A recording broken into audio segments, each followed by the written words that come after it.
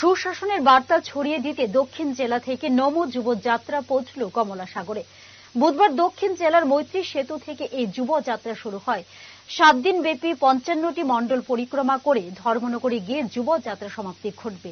শুক্রবার সকালে নমো যুব রেলি গোকুলনগর কমলা সাগর মণ্ডল কার্যালয়ের সামনে পৌঁছতেই বাইক আরোহী যুব মোর্চার কার্যকর্তাদের অভ্যর্থনা জানান বিধায়ক অন্তরা সরকার দেব।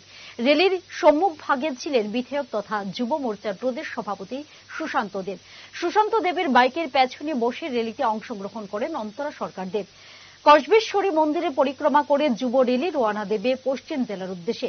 বিধায়ক সুশান্ত দেব বলেন, প্রধানমন্ত্রী নরেন্দ্র মোদী এবং রাজ্যের মুখ্যমন্ত্রী ডাক্তার মানিক সাহার নেতৃত্বে বিকশিত ত্রিপুরা গড়ার সংকল্প বাস্তবায়ন হচ্ছে।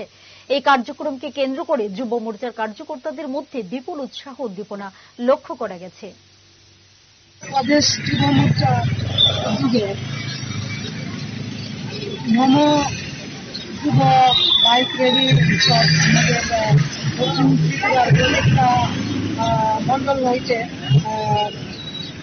সারা ত্রিপুরার যে প্রত্যেকটা মণ্ডলে যুব বাইক র্যালি শুরু হয়ে গেছে। তো আজ আমাদের কমলাসাগর বিধানসভা অন্তর্গত যুবকরা আমাদের দক্ষিণ ত্রিপুরা থেকে আগত বিশালগড় বিধানসভার যুবকদের হাত হইতে আমাদের কমলাসাগর বিধানসভার যুবকরা আমার যুবক ভাইদের নিয়ে আসছে।